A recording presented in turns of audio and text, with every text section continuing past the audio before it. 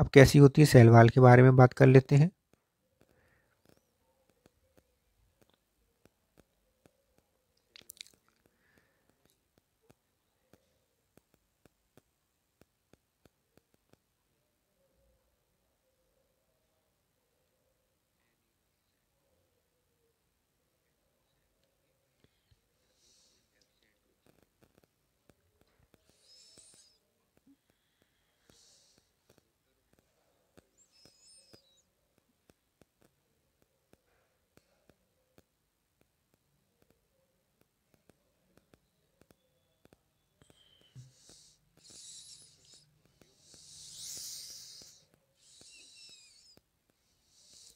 Cell wall कैसी होती है, present in animal cells, animal cell में एब्सेंट रहती है, प्लांट सेल में पाई जाती है केवल। आउटर मोस्ट बाउंड्री होती है प्लांट सेल की, फंगल सेल की, और बैक्टीरिया में सबसे बाहर की तरफ बाहर पाई जाती है, सबसे आउटर मोस्ट और बाउंड्री होती है, और डायटम्स में। ठीक है, तो इसमें कहाँ कहाँ पर आउटर मोस्ट बाउंड्री होती है, प्लांट सेल्स में, फंगल सेल्स में, बैक्टीरिया में और डायटम्स में, कि ये आउटर मोस्ट बाउंड्री होती है, जबकि एनिमल सेल में ये सेल वॉल नहीं पाई जाती है। अब हम देख लेते हैं कि ये बहुत इंपॉर्टेंट है, पेपर में भी आता है।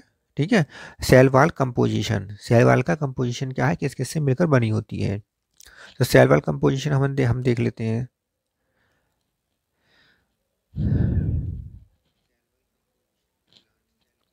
प्लांट सेल में प्लांट सेल की देखेंगे सेल वॉल कंपोजिशन। ठीक है, प्लांट सेल में क्या क्या होता है, हेमीसेलुलोज, सेलुलोज, पैक्टिन, यही तो होता है सेल वॉल में। तो लिख लीजिए यहाँ पर।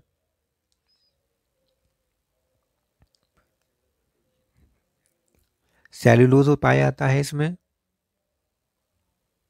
हेमीसेलुलोज पाया जाता है इसमें, सेल वॉल में हेमीसेलुलोज होता है,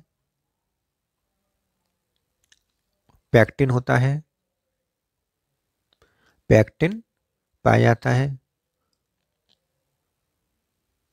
और पैक्टिन किस रूप में होता है, कैल्शियम पैक्टिन, मैग्नीशियम पैक्टिन के रूप में होता है। अब फंजाई में देख लेते हैं, फंगल सेल में भी सेल वॉल होती है, तो फंजाई में क्या होता है, फंजाई में काइटिन की बनी होती है सेल वॉल। फंगल सेल जो सेल वॉल जो होती है वो काइटिन की बनी होती है, इसमें काइटिन पाया जाता है। काइटिन क्या होता है, पॉलीमर होता है, काइटिन की बनी होती है फंगल सेल वॉल। और काइटिन नाक का पॉलीमर होता है, नाक मतलब N acetyl glucosamine, N acetyl glucosamine का पॉलीमर होता है काइटिन। इसके बाद हम देख लेते हैं बैक्टीरिया। बैक्टीरिया की जो सेल वॉल है, बैक्टीरिया की सेल वॉल, बैक्टीरिया अगला है बैक्टीरिया। बैक्टीरिया की सेल वॉल पेप्टिडोग्लाइकन की बनी होती है, पेप्टिडोग्लाइकन। बैक्टीरिया की सेल वॉल पेप्टिडोग्लाइकन की बनी होती है, पेप्टिडोग्लाइकन। पेप्टिडोग्लाइकन की बनी होती है, और पेप्टिडोग्लाइकन को हम म्यूरिन भी कहते हैं। बैक्टीरिया की सेल वॉल पेप्टिडोग्लाइकन की बनी होती है, जिसे हम म्यूरिन कहते हैं, और ये नाग और नाम से मिलकर बनी होता है। NAG N acetyl glucosamine, NAM N acetyl muramic acid.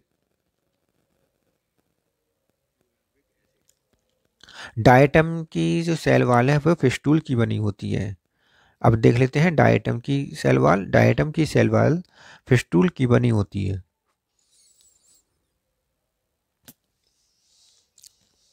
Diatom की सेल वॉल फिस्टूल की बनी होती है।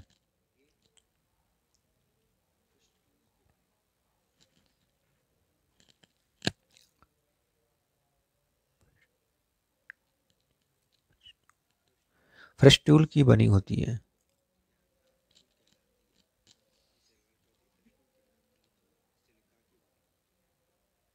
जिसमें सिल्का होता है। फिस्टूल की बनी होती है जिसे हम जो सिल्का की बनी होती है फिस्टूल कहते हैं। डायटम की सेल वॉल क्या कहलाती है, फिस्टूल कहलाती है, और ये सिल्का की बनी होती है, इसमें सिलिकॉन डाइऑक्साइड या सिल्का पाया जाता है। ये साबुनदानी की तरह होती है। ऊपर वाला जो पोर्शन होता है इसका वो एपीथीका कहलाता है और नीचे वाला जो पोर्शन होता है उसके हम हाइपोथीका कहते हैं। नीचे वाले पोर्शन को हाइपोथीका, ऊपर वाले पोर्शन को एपीथीका कहते हैं।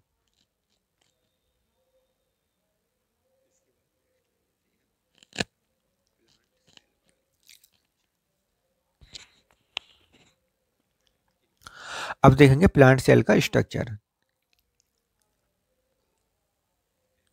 प्लांट सेल किसकी बनी होती है? सेलुलोज, हेमीसेलुलोज और पैक्टिन की बनी होती है, और पैक्टिन की बनी होती है। पैक्टिन में क्या होता है? पैक्टिन में कैल्शियम पैक्टेट और मैग्नीशियम पैक्टेट। पैक्टिन किस रूप में होता है?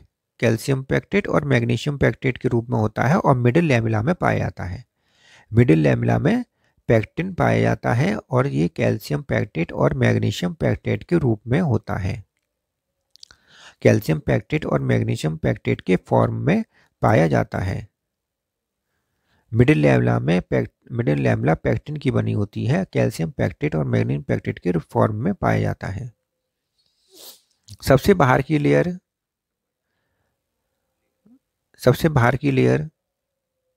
सेल वाल की सबसे बाहर की लेयर कैसी होगी? दो सेल बना लेते हैं, और दोनों की जो सबसे बाहर की लेयर है वे प्राइमरी सेल वाल कहलाती है। ये क्या कहलाएगी? Primary cell wall. दोनों सेल के सबसे बाहर की लेयर को प्राइमरी सेल वाल कहेंगे। इस प्राइमरी सेल वाल के अंदर सेकेंडरी सेल वाल बनती है।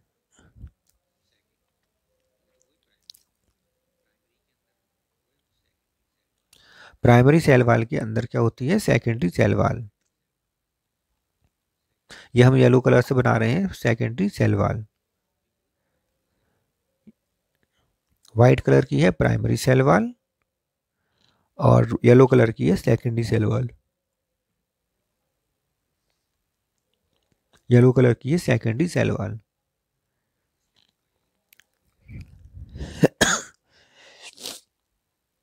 इसके अंदर टर्सरी सेल वाल पाई जाती है। रेड कलर की हम क्या बना रहे हैं? Tertiary cell wall. Secondary cell wall के भीतर टर्सरी सेल वाल पाई जाती है।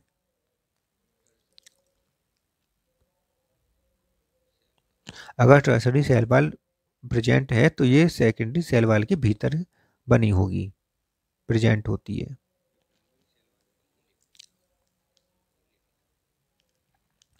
प्राइमरी सेल वाल लिविंग होती है। प्राइमरी सेल वाल कैसी होती है? लिविंग होती है और सेलुलोज की बनी होती है। प्राइमरी सेल वाल लिविंग होती है और सेलुलोज की बनी होती है।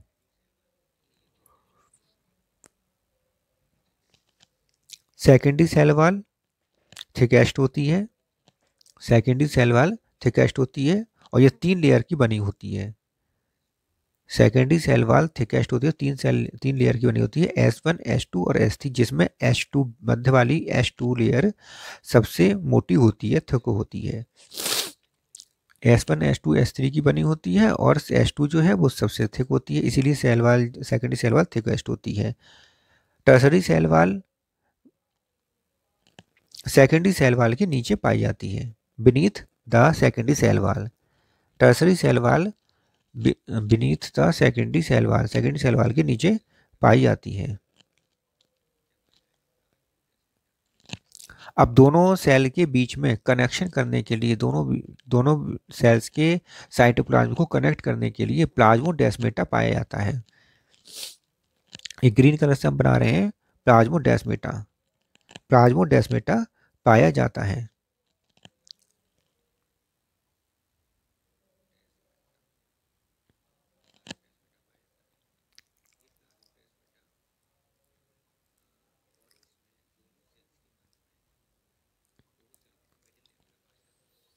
और दोनों सेल्स के बीच में मिडिल लैमेला पाया जाता है, और मिडिल लैमेला पैक्टिन का बना होता है और कैल्शियम पैक्टेट मैग्नीशियम पैक्टेट का मिल से बना होता है। तो ये बन गया पिंक कलर का मिडिल लैमेला। मिडिल लैमेला कहाँ पर है? दोनों सेल्स दो सेल्स के बीच में पाया जाता है, इसलिए आउटर मोस्ट लेयर क्या कहलाती है, मिडिल लैमेला कहलाती है।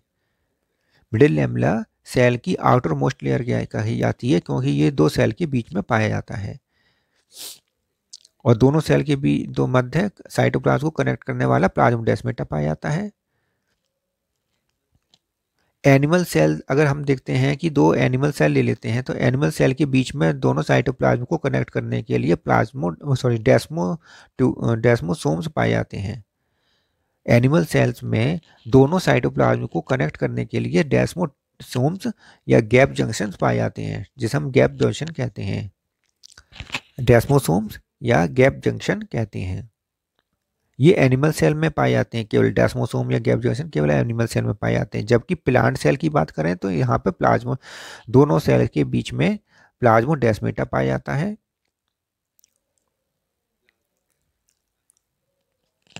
तो दोनों एनिमल सेल के बीच में क्या होगा, डेस्मोसोम जिसे हम गैप जंक्शन कहते हैं। दोनों प्लांट सेल के बीच में क्या होगा, plasmodesmata.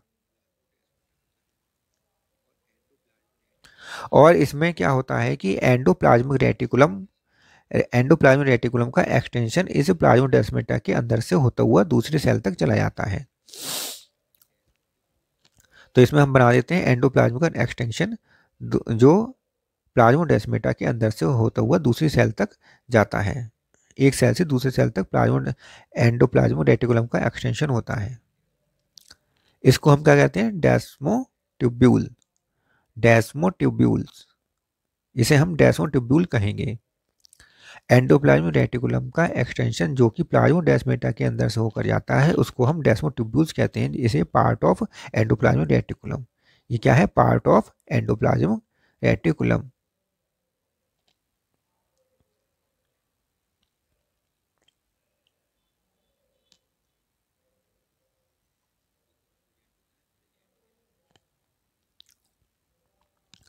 Present in plasmodesmata, desmotubules present in plasmodesmata.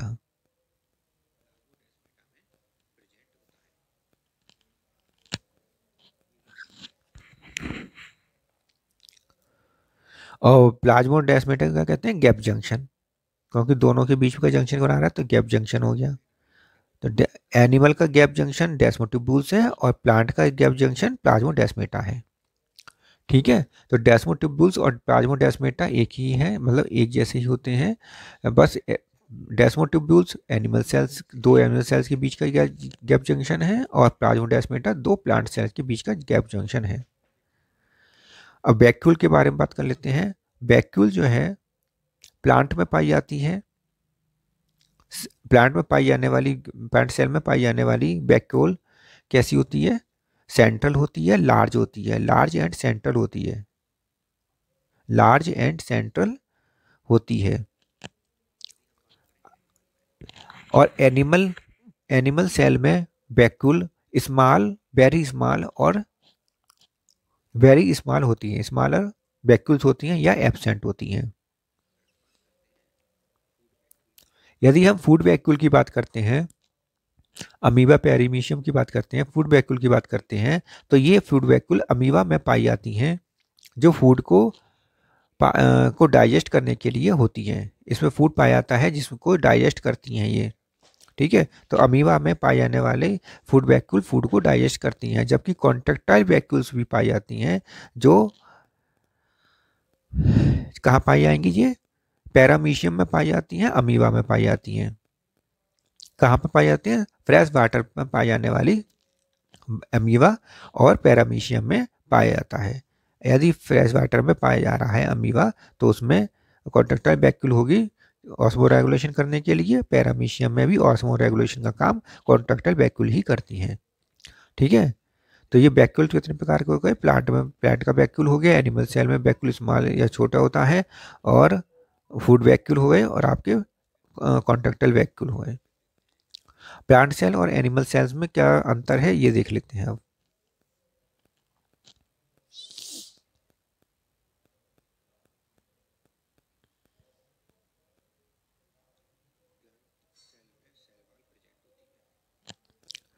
तो क्या लिखेंगे, पहला देखेंगे कि प्लांट सेल में सेल वॉल पाई जाती है।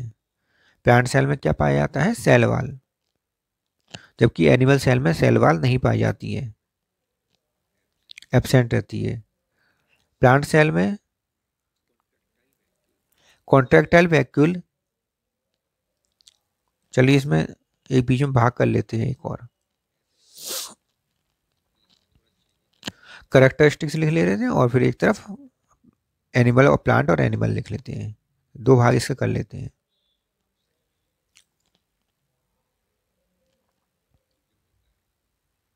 यहाँ लिखते हैं करेक्टर्स, करेक्टर लिखेंगे इसमें, plant cell, cell wall plant cell में प्रेजेंट, एनिमल सेल में एब्सेंट। सेंटर वैक्यूल लिख लेते हैं, सेंटर वैक्यूल प्लांट सेल में प्रेजेंट, लार्ज होती है सेंट्रल वैक्यूल, जबकि इस एनिमल सेल में स्मॉल होती हैं सेंट्रल वैक्यूल्स। स्मॉलर वैक्यूल्स पाई जाती हैं, जबकि प्लांट सेल में लार्ज वैक्यूल्स पाई जाती हैं। न्यूक्लियस की बात करते हैं कि न्यूक्लियस जो होता है वो पेरीफेरल होता है, क्योंकि सेंटर में तो लार्ज वैक्यूल आ गई तो पेरीफेरल होता है प्लांट सेल में, जबकि एनिमल सेल में सेंट्रल होता है क्योंकि इसमें स्मॉल वैक्यूल्स होती हैं। तो ठीक है, तो इस एनिमल सेल में प्लांट एनिमल सेल में जो है न्यूक्लियस कैसा होगा? सेंटर में होगा, और जबकि प्लांट सेल में न्यूक्लियस कैसा होगा? पेरीफेरी पर शिफ्ट हो जाएगा। प्लास्टिड की बात करेंगे तो प्लास्टिड प्लांट सेल में प्लास्टिड पाया जाता है, क्लोरोप्लास्ट पाया जाता है, जबकि एनिमल सेल में एब्सेंट रहता है। लेकिन एक इसका अपवाद है, एक्सेप्शन है, यूग्लिना। ग्लाइऑक्सीसोम प्लांट में प्रेजेंट होती है, ग्लाइऑक्सीसोम प्लांट में प्रेजेंट होती है और एनिमल सेल में एब्सेंट होती है। ग्लाइऑक्सीसोम प्रेजेंट होती है प्लांट में, एनिमल सेल में एब्सेंट होती है, जबकि स्फेरोसोम्स प्रेजेंट होती है, प्लांट में स्फेरोसोम पाया जाता है और एनिमल सेल में इसके स्थान पर लाइसोसोम पाया जाता है। स्फेरोसोम के स्थान पर लाइसोसोम प्रेजेंट होता है एनिमल सेल में। इसका मतलब प्लांट सेल की स्फेरोसोम का कार्य और एनिमल सेल में लाइसोसोम का कार्य एक समान होता है। सेंट्रोसोम देखें, सेंट्रोसोम प्लांट सेल में नहीं पाए जाते, एब्सेंट होते हैं, और एनिमल सेल में सेंट्रोसोम होते हैं जो सेल डिवीजन में हेल्प करते हैं।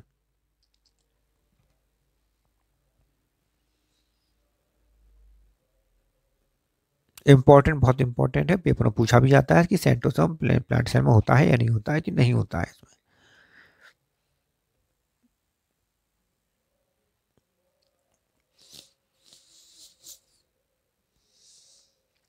अब प्लांट वैक्यूल के बारे में,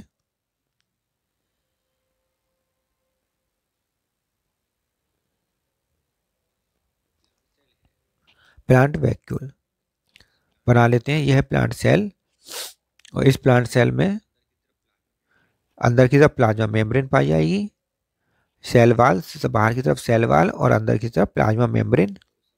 सब outermost layer cell wall, उसके अंदर प्लाज्मा मेम्ब्रेन, और साइटोप्लाज्म में पाया जाएगा, सेंटर में सेंट्रल वैक्यूल पाया जाता है, सेंट्रल लार्ज वैक्यूल पाई जाती है, सेंट्रल लार्ज वैक्यूल पाया जाता है, जिसकी वजह से न्यूक्लियस एक साइड में शिफ्ट हो जाएगा, मतलब पेरीफेरी पर शिफ्ट हो जाएगा। न्यूक्लियस और साइटोप्लाज्म पेरीफेरी पर शिफ्ट हो जाता है। साइटोप्लाज्म भी पेरीफेरी पर शिफ्ट हो जाता है क्योंकि सेंटर में वैक्यूल आ जाता है, और न्यूक्लियस भी सेंटर पेरीफेरी पर शिफ्ट हो जाता है क्योंकि सेंटर में वैक्यूल होने की वजह से। ऐसे न्यूक्लियस को जो पेरीफेरी पर शिफ्ट हो जाता है, ऐसे न्यूक्लियस को प्राइमोर्डियल न्यूक्लियस कहते हैं। क्या कहेंगे? प्राइमोर्डियल यूट्रिकल, इसे क्या कहेंगे? Primordial utricle. ऐसे न्यूक्लियस को हम क्या कहेंगे? जो पेरीफेरी पर शिफ्ट हो जाता है, ऐसे न्यूक्लियस को हम कहेंगे प्राइमोर्डियल यूट्रिकल। वैक्यूल जो होती है इसके कुछ कैरेक्टर्स हैं। सेंट्रल लार्ज वैक्यूल होती है, इसके बारे में लिखेंगे। इसकी प्लाज्मा मेम्ब्रेन को टोनोप्लास्ट कहते हैं, वैक्यूल के प्लाज्मा मेम्ब्रेन को क्या कहेंगे? टोनोप्लास्ट कहते हैं, जो कि सिंगल मेम्ब्रेन होती है। इसकी सिंगल मेम्ब्रेन को हम टोनोप्लास्ट कहते हैं। इसका जो इसका जो अंदर मटेरियल भरा होता है, साइटोप्लाज्म जिसे हम कहेंगे, इसके अंदर का मटेरियल जो होता है उसे सेल शेप कहते हैं। इसके अंदर सेल शेप भरा होता है। तो वैक्यूल की मेम्ब्रेन को टोनोप्लास्ट कहते हैं, वैक्यूल के अंदर बड़े फ्लूइड को सेल शेप कहते हैं, सेल शेप कहते हैं। और ये पूरी बॉडी, पूरी फ्लूइड का कितना, पूरी फ्लूइड का 90% भाग बनाता है। पूरी सेल में भरे हुए साइटोप्लाज्म का 90% भाग बनाता है।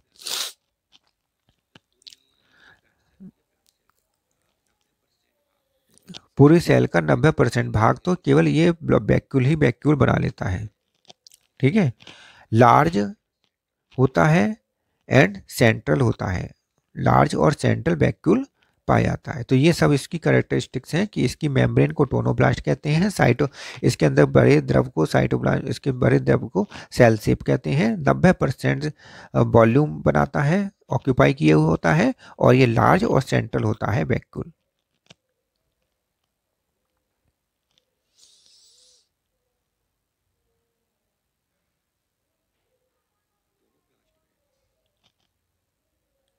टोनोप्लास्ट में कुछ पंप पाए जाते हैं, प्रोटीन पंप पाए जाते हैं। ये प्रोटीन पंप का क्या काम करते हैं? प्रोटीन का पंप करते हैं, मतलब भेजते हैं, लो कंसंट्रेशन ग्रेडियंट से हाई कंसंट्रेशन ग्रेडियंट की ओर भेजते हैं। तो इसमें प्रोटीन पंप पाए जाते हैं, और ये पंप आयन और मॉलिक्यूल्स को पंप करते हैं, लो कंसंट्रेशन ग्रेडियंट से हाई कंसंट्रेशन ग्रेडियंट की ओर पंप करते हैं। ये प्रोटीन के बने पंप आयन और मॉलिक्यूल्स को लो कंसंट्रेशन से हाई कंसंट्रेशन की ओर पंप करते हैं, या हम कह सकते हैं अगेंस्ट कंसंट्रेशन ग्रेडियंट मूव कराते हैं। अब नेक्स्ट आती है प्लाज्मा मेम्ब्रेन। प्लाज्मा मेम्ब्रेन के बारे में अब हम पढ़ेंगे। अगला हेडिंग है प्लाज्मा मेम्ब्रेन। इसको हम सेल लेमा भी कहते हैं, प्लाज्मा मेम्ब्रेन कहते हैं, सेल मेम्ब्रेन कहते हैं। प्लाज्मा मेम्ब्रेन को हम क्या कहते हैं? सेल मेम्ब्रेन कहते हैं, सेल लेमा कहते हैं, प्लाज्मा लेमा कहते हैं।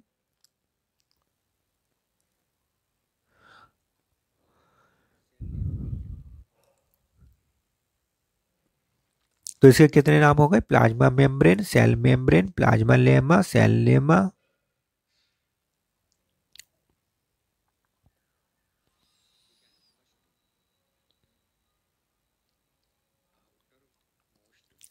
Outer most layer, first outermost layer boundary of animal cell, first outermost boundary of animal cell, second outermost boundary of plant cells. ये क्या है? Second outermost boundary of plant cell.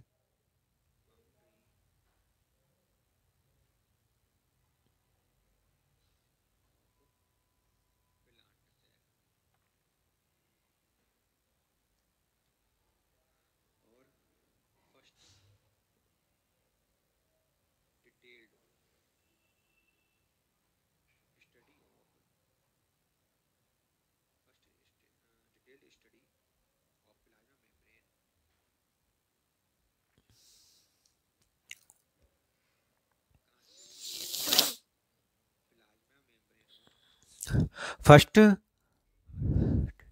Detail study of plasma membrane की सबसे पहले detail study किसने करी थी? तो प्लाज्मा मेम्ब्रेन की डिटेल स्टडी जो की गई है वो आरबीसी या इथोसाइट पर की गई है, इथोसाइट की प्लाज्मा मेम्ब्रेन पर की गई है। तो first detail study of plasma membrane कौन है, क्या है? आरबीसी, इथोसाइट की प्लाज्मा मेम्ब्रेन पर सबसे पहले स्टडी की गई है। और प्लाज्मा मेम्ब्रेन जो होती है, आरबीसी की प्लाज्मा मेम्ब्रेन कैसी बनी होती है? लिपिड कंसंट्रेशन इसमें होता है 40%, और प्रोटीन होती है 52%। 40% लिपिड पाया जाता है और 52% प्रोटीन पाई जाती है। 40% लिपिड और 52% प्रोटीन पाई जाती है प्लाज्मा मेम्ब्रेन में। शेष बचा 8% ये कार्बोहाइड्रेट होता है।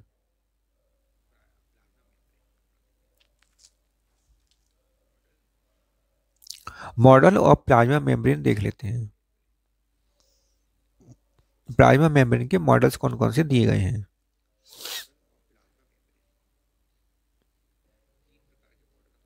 इसमें हमें 3 प्रकार के मॉडल पढ़ने हैं।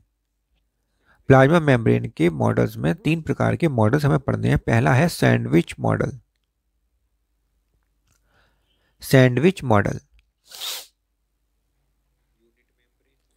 Unit membrane model, sandwich model, unit membrane model और fluid mosaic model. Fluid mosaic model, sandwich model, unit membrane model और fluid mosaic model. Sandwich model दिया है डेवियन एंड डेफसन ने।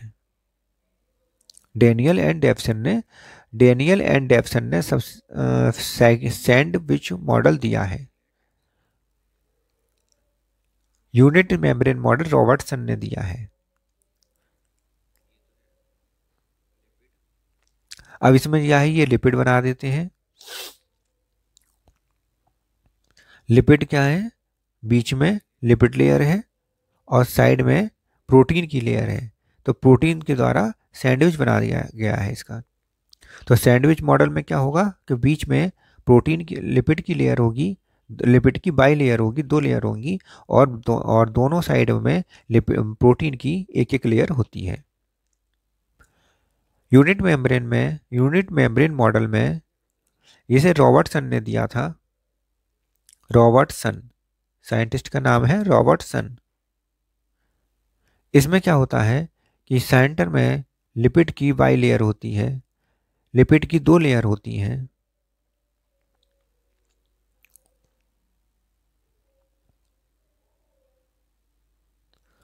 और साइड में लिपिड की लेयर 30 एंगस्ट्रॉम मोटी होती है। कितनी एंगस्ट्रॉम होती है लिपिड की लेयर? 30 एंगस्ट्रॉम मोटी होती है। और 20 एंगस्ट्रॉम मोटी प्रोटीन की लेयर होती है जो बीटा प्लेटेड शीटेड के रूप में होती है। प्रोटीन कैसी होती है? बीटा प्लेटेड शीट के रूप में होती है और ये 20 एंगस्ट्रॉम मोटी होती है। जबकि सेंटर में 30 एंगस्ट्रॉम मोटी लिपिड की बाई लेयर होती है। यूनिट में मेरे मॉडल रॉबर्टसन ने दिया, इस प्रकार का दिया। तो 20 angstrom plus 30 angstrom plus 20 angstrom बराबर हो जाता है 75 एंगस्ट्रॉम मोटी लेयर होती है।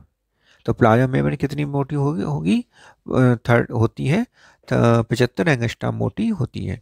फ्लूइड मोज़ेक मॉडल जो दिया है 1972 में दिया गया है, फिर सिंगर एंड निकोलसन द्वारा दिया गया है। फ्लूइड मोज़ेक मॉडल 1972 में सिंगर एंड निकोलसन द्वारा दिया गया है। अब हम इसका स्ट्रक्चर देख लेते हैं नेक्स्ट पेज पर। मोस्ट एक्सेप्टेबल मॉडल है। ये कैसा है? मोस्ट एक्सेप्टेबल मॉडल है।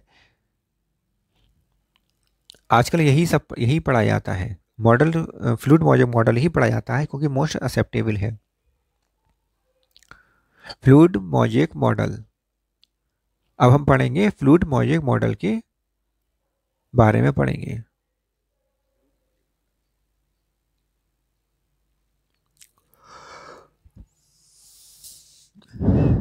Most acceptable model.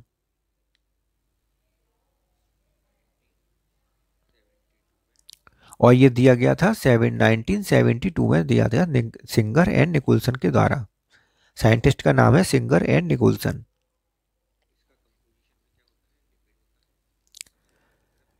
इसके कंपोजिशन में भी लिपिड सबसे बाहर की तरफ होते हैं और सेंटर में लिपिड होता है और प्रोटीन बाहर की तरफ होते हैं। लिपिड 40% होता है, प्रोटीन 52% होता है 52% और कार्बोहाइड्रेट 8% होता है। 8% कार्बोहाइड्रेट होता है। 8% कार्बोहाइड्रेट होता है।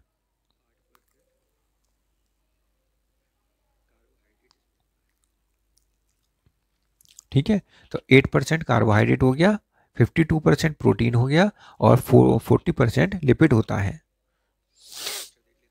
अब इसका स्ट्रक्चर बना लेते हैं। लिपिड बाइलेयर में ये है फैटी एसिड, ये लिपिड की लेयर बना रहे हैं।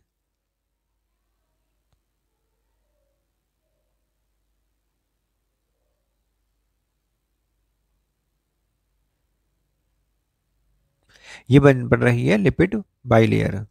अब इसमें बीच में बन जाएगा, बीच में इंटीग्रल प्रोटीन। ये क्या है? Integral protein. Lipid bilayer, integral protein, इस लिपिड बाइलेयर के बीच में जो प्रोटीन पाई जाती है उसे हम इंटीग्रल प्रोटीन कहते हैं।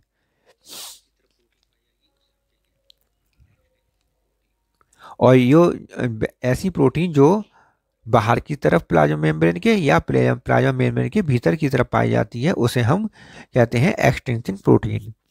या तो प्लाज्मा मेम्ब्रेन के बाहर पाई जा रही हो तो एक्सटेंसिंग प्रोटीन कहलाएगी, और भीतर की तरफ साइटोप्लाज्म की साइड में पाई जा रही है तब भी उसे हम एक्सटेंसिंग, तो हम उसे इंट्रिंसिक प्रोटीन कहते हैं। एक्सटेंसिंग प्रोटीन वो जो बाहर की ओर है और जो साइटोप्लाज्म की ओर है उसे इंट्रिंसिक प्रोटीन कहेंगे,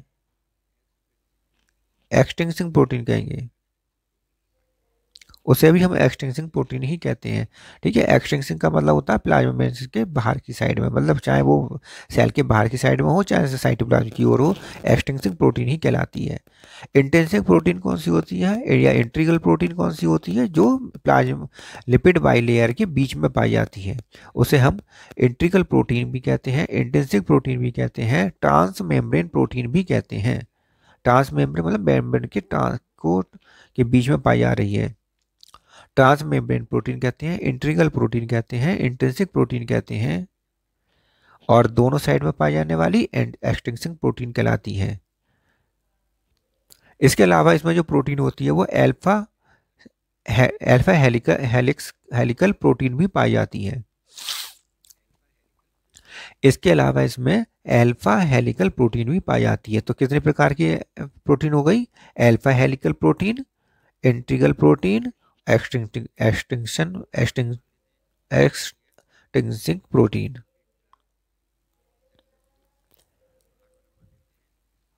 जो साइटोप्लाज्म की तरफ होता है पोर्शन उसे हम आईसीएफ कहते हैं, जो साइटोप्लाज्म के दूर होता है सेल के बाहर की साइड का ईसीएफ कहलाता है।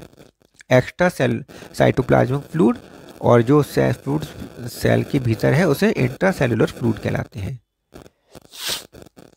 एक्स्ट्रा सेलुलर फ्लूइड या ईसीएफ को हम नॉन साइटोसोलिक फ्लूइड भी कहते हैं। इंट्रा सेलुलर फ्लूइड को हम साइटोसोलिक फ्लूइड भी कहते हैं।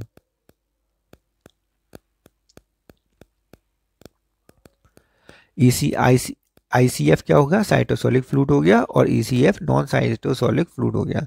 और यहाँ पर ये क्या है? ये है लिपिड बाइलेयर।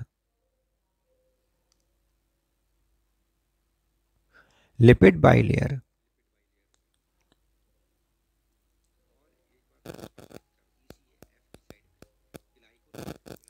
इसके अलावा हमें और क्या पढ़ना है इसमें? कार्बोहाइड्रेट 8% होता है, तो वो कार्बोहाइड्रेट यदि लिपिड से कनेक्ट से जुड़ा होता है तो उसे हम ग्लाइकोलिपिड कहते हैं, और यदि प्रोटीन से जुड़ा होता है तो हम उसे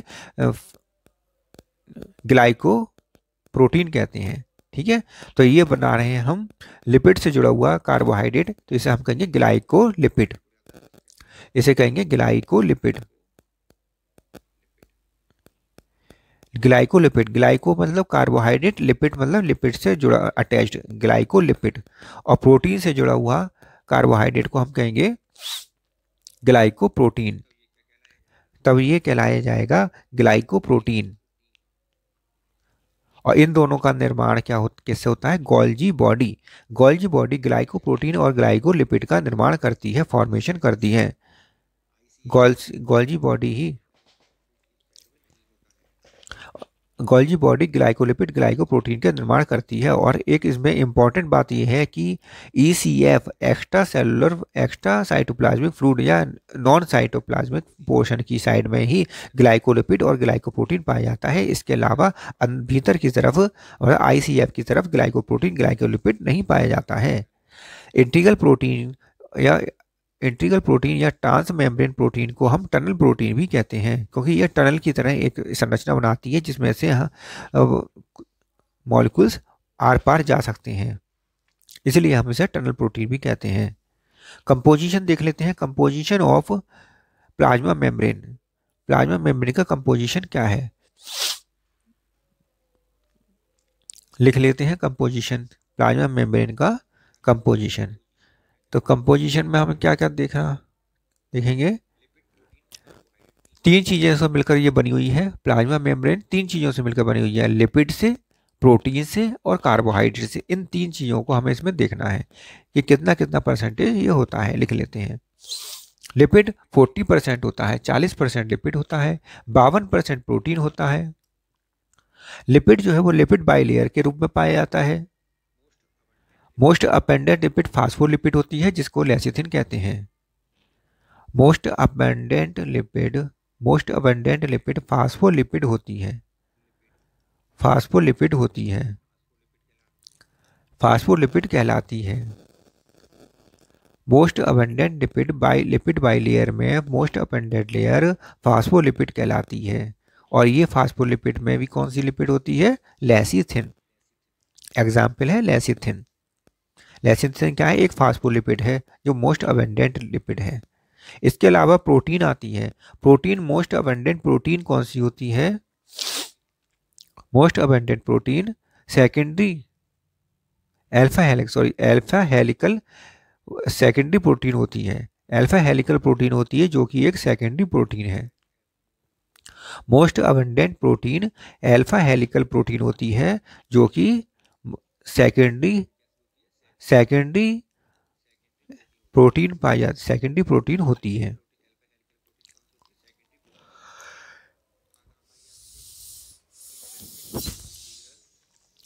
ये कहाँ पर पाई जाती है, इंटीग्रल प्रोटीन और extension protein. Alpha helical secondary protein कौन कौन सी होती है, इंटीग्रल प्रोटीन में होती है और एक्सटेंशन प्रोटीन में होती है।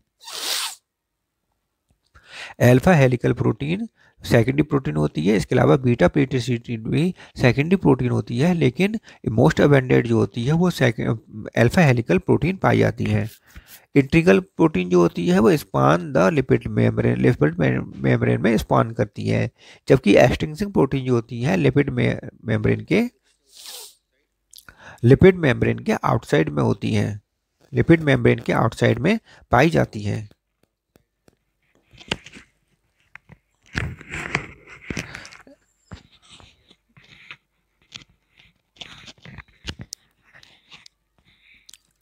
ICF और ECF की तरफ पाई जाती है, आउटसाइड की तरफ।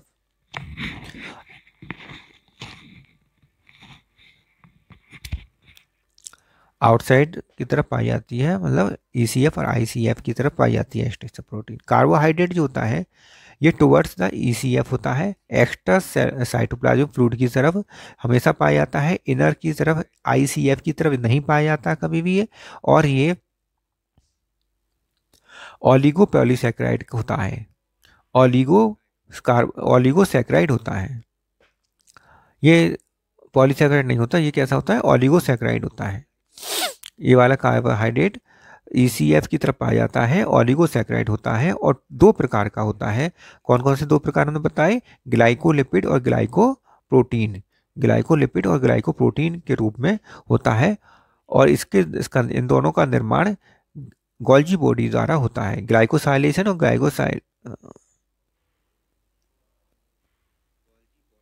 गोल्जी बॉडी के द्वारा इसका निर्माण होता है, ग्लाइकोसाइलेशन की विधि द्वारा इसका निर्माण होता है। अब पढ़ेंगे इसके बाद, नेक्स्ट क्लास लेंगे, अगली क्लास नेक्स्ट क्लास में पढ़ेंगे अब आगे का।